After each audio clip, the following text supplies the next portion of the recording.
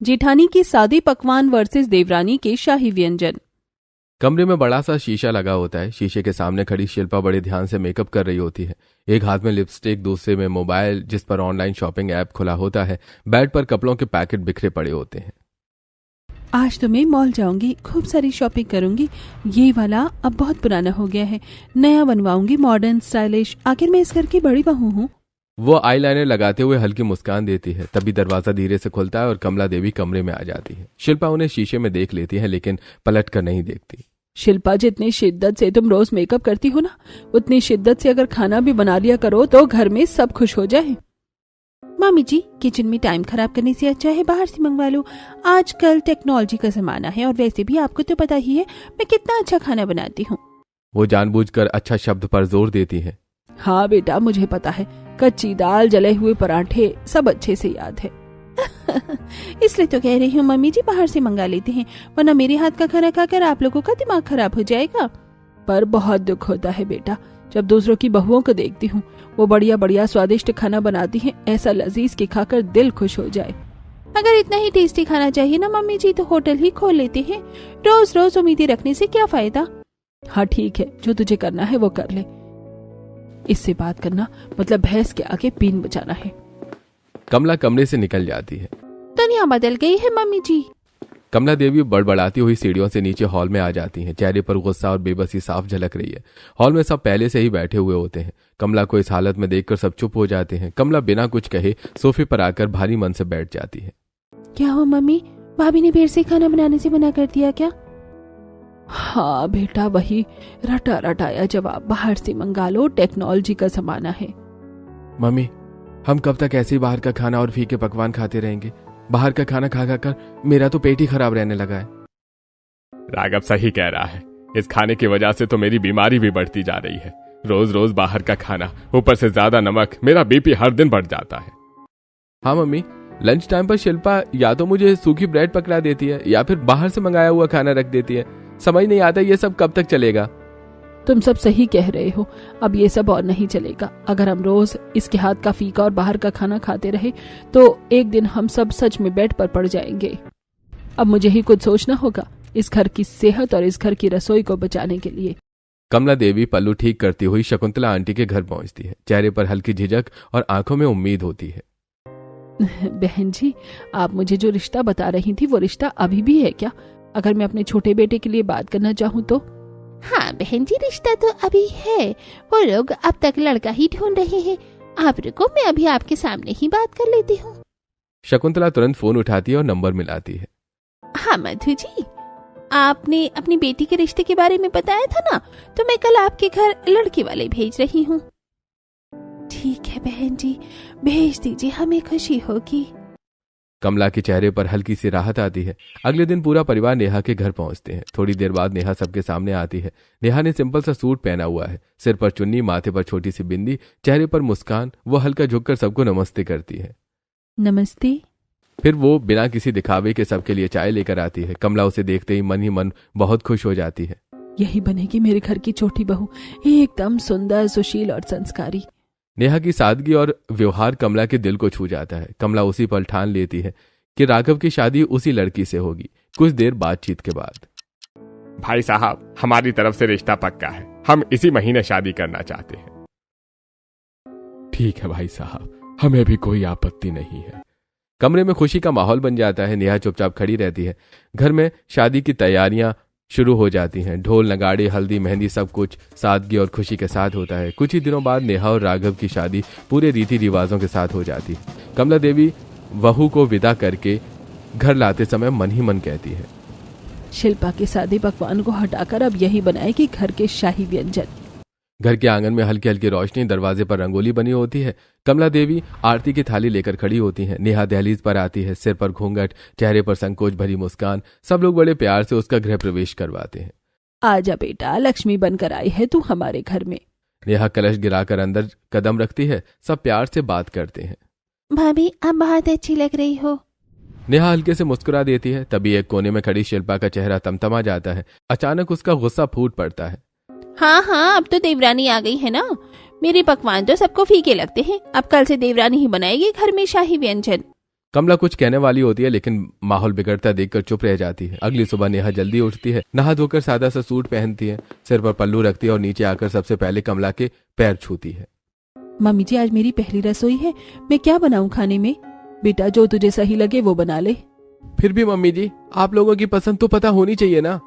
ठीक है बेटा, मटर पनीर और आलू दम बना ले। नेहा खुशी खुशी रसोई में चली जाती है। नेहा पूरे मन से खाना बनाती है और खुशबू पूरे घर में फैल जाती है। थोड़ी देर बाद वो खाना सलीके से टेबल पर सजा देती है और सब लोग खाने की खुशबू से ही खुश हो जाते हैं।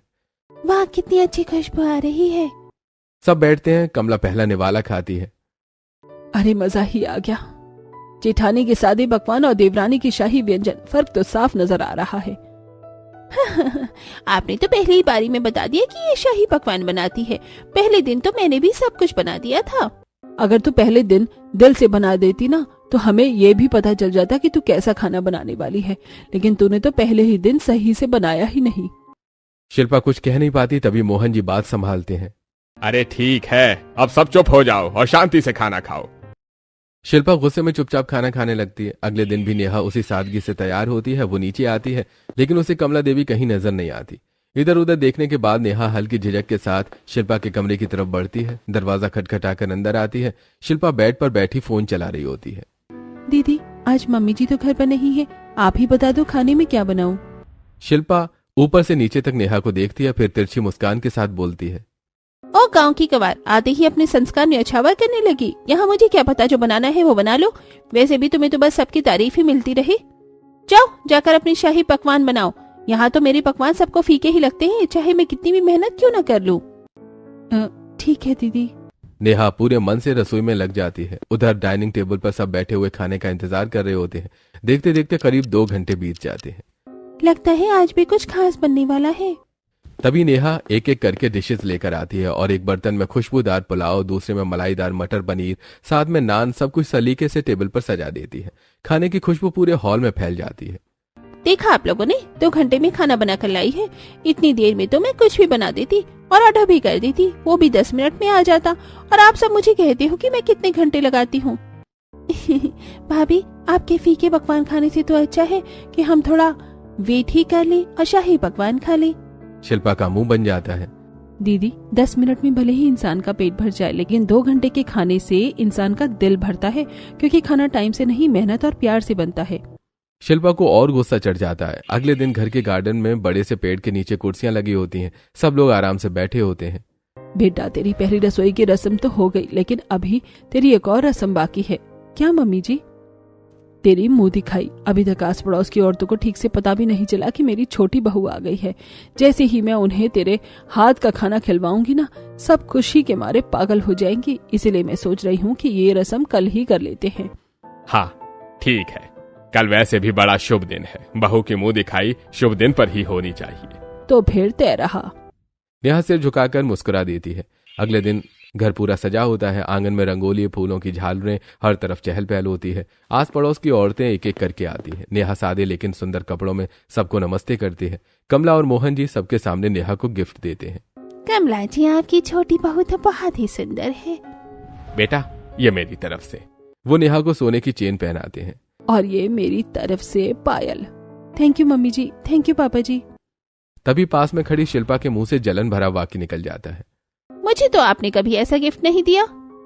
तुम्हारा काम भी तो ऐसा नहीं था, तुम्हें कुछ ऐसा मिलता। याद है तुम्हें पहले अपनी रसोई में तुमने क्या बनाया था, और मुंह दिखाई में भी तुम पड़ोसनों के सामने हमारी कैसी बेइज्जती करवाई थी।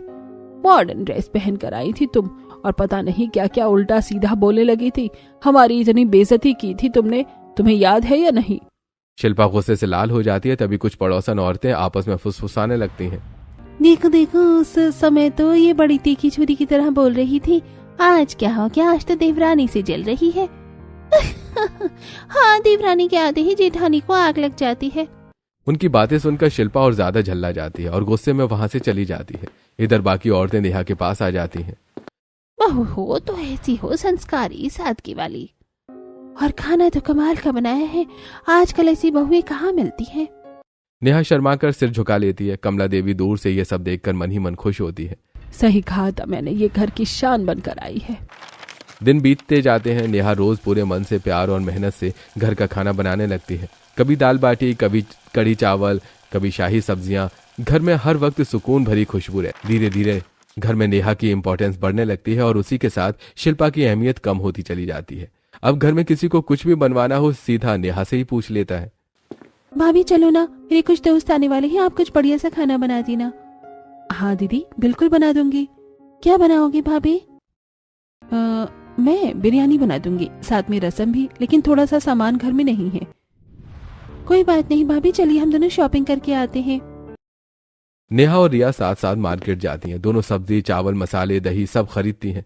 थोड़ी मस्ती के मूड में दोनों जंक फूड भी खा लेती हैं, चाट, मोमोज, और हंसते खेलते बातें करती हैं। आपके हाथ की बिरयानी के आगे तो बाहर का खाना भी फीका पड़ गया। अरे दीदी, कभी कभी बाहर का खाना भी खा लेना चाहिए। दोनों हंस पड़ती हैं। शाम को दोनों घर लौटती हैं। हाथों में शॉपिंग बैग होते हैं, चेहरों पर हंसी और अपनापन। दरवाजे के पास खड़ी शिल्पा उन्हें देखती है। उसके चेहरे पर जलन साफ दिखने लगती है। अब तो मुझे कोई भाव ही नहीं देता, हर बात में सब इसे ही बताते हैं, और इस घर में मैं हूँ भी या नहीं। अगले दिन रिया के दोस्त बैठे होते हैं और सब नेहा के हाथ का खाना बड़े चाव से खाते हैं। सबकी प्लेटें खाली हो जाती हैं। यार रिया, तेरी बड़ी भाभी तो बड़ा ही गंदा खाना बनाती है, लेकिन तेरी छोटी भाभी ने तो कमाल ही कर दिया। इतना टेस्टी खाना, ऐसा लग रहा है रोज तेरे घर ही आकर खाना खाना चाहिए। सच में यार, आज के बाद बाहर खाने का मन ही नहीं करेगा। अरे नहीं नहीं, जब भी आपका मन करे आ जाना, ये आपका ही घर है। रिया खुशी से नेहा को देखती है, लेकिन कमरे के एक कोने में खड़ी शिल्पा ये सब सुनकर अंदर ही अंदर जलने लगती है। उसका चेहरा उतर जाता है, आंखों में चिढ़ और ईर्ष्या साफ दिखती है।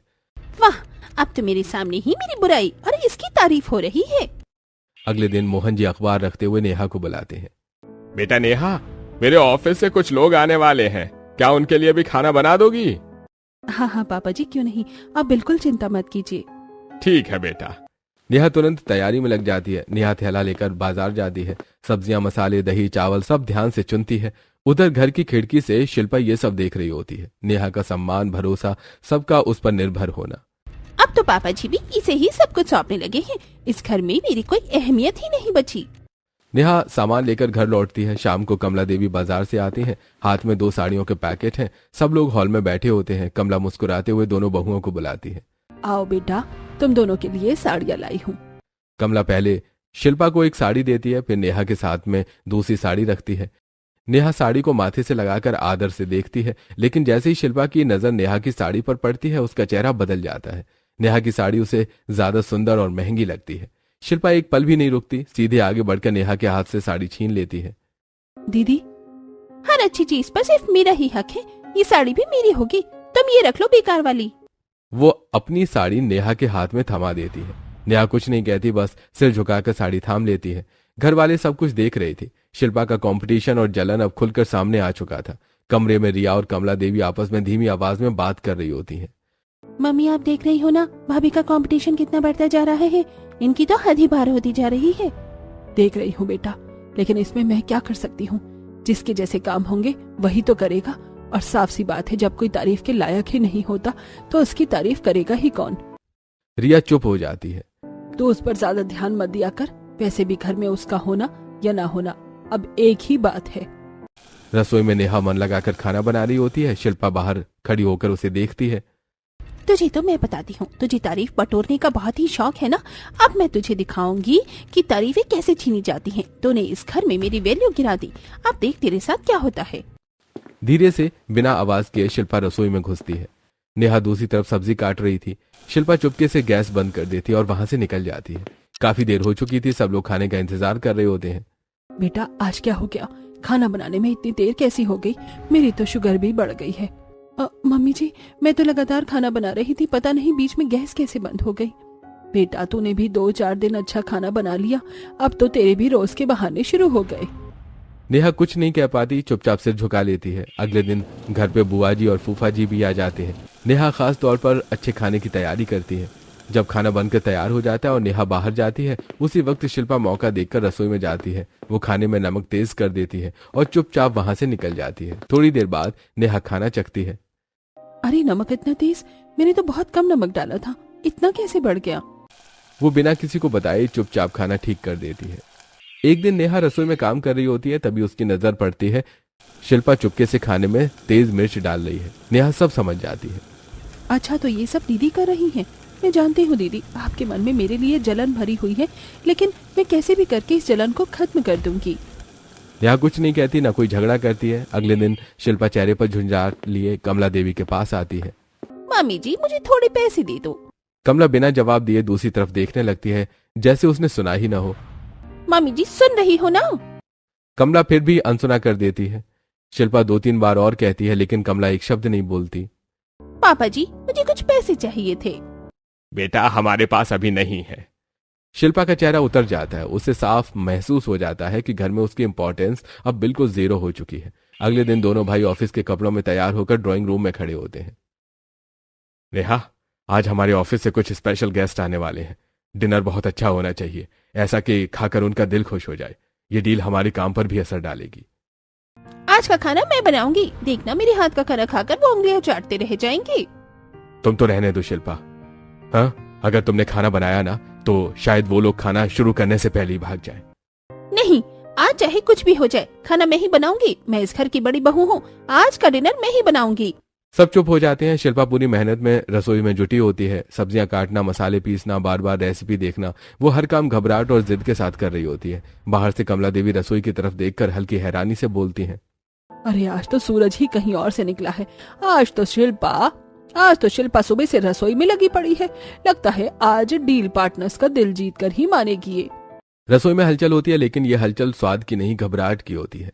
शिल्पा एक के बाद एक बर्तन संभाल रही होती है, पर हर कोशिश जैसे बिगड़ जाती है। कढ़ाई में आलू टमाटर की सब्जी में पानी भरा होता है। दूसरी तरफ मटर पनीर की सब्जी में पनीर जल जाता है। शिल्पा घबरा कर चम्मच चलाने लगती है। अरे नहीं, पनीर तो जल रहा है। वो जैसे ही कढ़ाई उतारती है और चावल आधे कच्चे होते हैं। हे भगवान, ये क्या हो गया? शायद मुझे खाना बनाना कभी आएगा ही नहीं।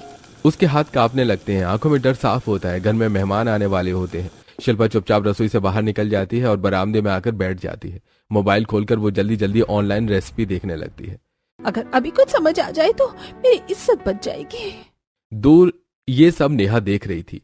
वो बिना कुछ कहे, बिना शोर किए धीरे से रसोई में चली जाती है। नेहा सबसे पहले आलू टमाटर की सब्जी में पानी निकालती है। मटर पनीर में जले हुए टुकड़े निकालकर ताज़ा पनीर डालती है। चावल में थोड़ा पानी डालकर उन्हें ढक देती है। कुछ ही देर में रसोई से खुशबू आने लगती है। तभी डोरबेल बजती है। सब लोग गेट की तरफ बढ़ते हैं। नेहा चुपचाप रसोई से निकल जाती है और जैसे कुछ हुआ ही ना हो।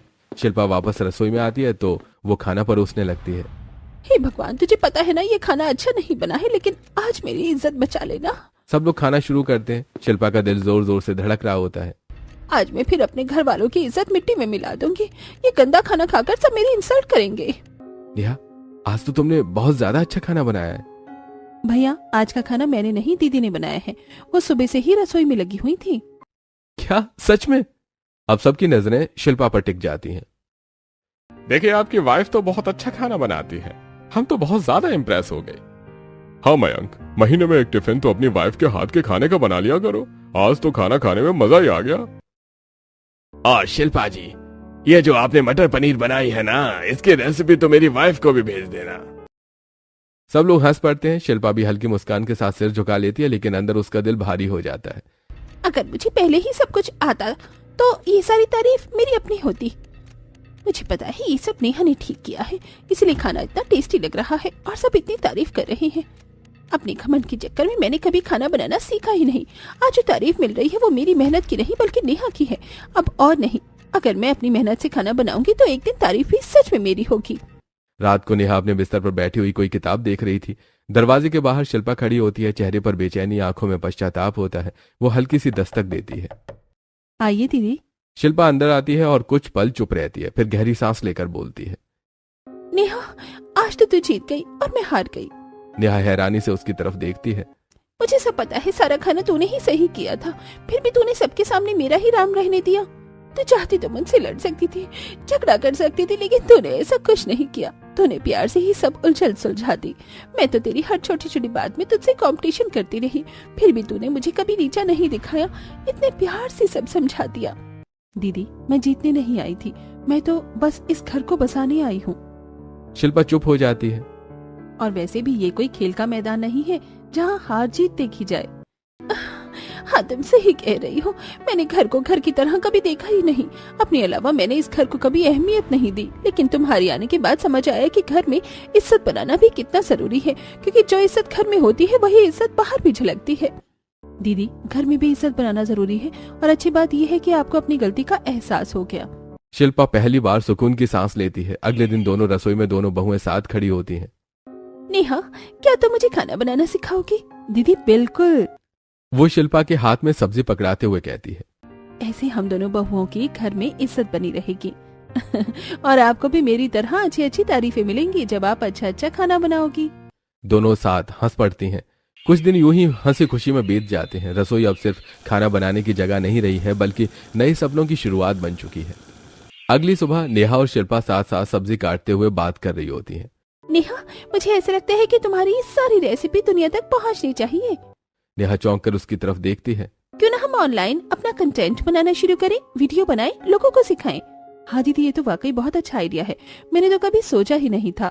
दोनों की आंखों में चमक आ जाती है। धीरे धीरे दोनों ऑनलाइन वीडियो डालना शुरू कर देती हैं। मसालों के तड़के और दोनों की हंसी सब कुछ लोगों को बहुत पसंद आने लगती है। शिल्पा पूरे कॉन्फिडेंस के साथ खाना बना रही थी। नेहा उसे छोटे छोटे टिप्स देती रहती है। एक दिन नेहा बिस्तर पर लेटी होती है, तबीयत खराब होती है। दीदी, आज के क्लास और वीडियो का क्या होगा? मुझसे तो उठा भी नहीं जा रहा है। तो आराम कर, आज मैं सब संभाल लूंगी, और ये दवाई रखी है, टाइम से ले लेना, बाकी चीजों की टेंशन मत लेना। वो अकेले ही पूरी कुकिंग क्लास लेती है, वीडियो शूट करती है और अपलोड भी कर देती है। मोबाइल स्क्रीन पर कमेंट्स फ्लैश होते हैं। नेहा तो इतना अच्छा खाना बनाती ही है, ऊपर से शिल्पा दीदी भी अब कमाल की कुक बन गई है। देवरानी तो है ही सुपरस्टार, लेकिन शिल्पा दीदी तो मास्टर शेफ निकल गई। शिल्पा के चेहरे पर एक अलग ही आत्मविश्वास झलकने लगता है। अगले दिन घर की डोरबेल बजती है। एक बड़ा सा कुकिंग हैम्पर आता है। उसके अंदर पैकेज्ड फूड, मसाले, चिप्स और ढेर सारी चीजें होती हैं। अरे वाह, अब तो मेरी दोनों भाभी सुपरस्टार बन गई हैं। अब तो ऐसे ऐसे खाने के हम पर रोज आया करेंगे। हाँ ननन जी, अब तो ऐसा होगा ही। अब तो घर में स्वाद के साथ साथ संतुलन भी आ गया है। शाम को सब डाइनिंग टेबल पर दोनों बहुएं मुस्कुराते हुए खाना परोसती हैं। सारे घर वाले टेबल पर बैठे होते हैं। खाना खत्म होने के बाद हंसी मजाक शुरू हो जाता है।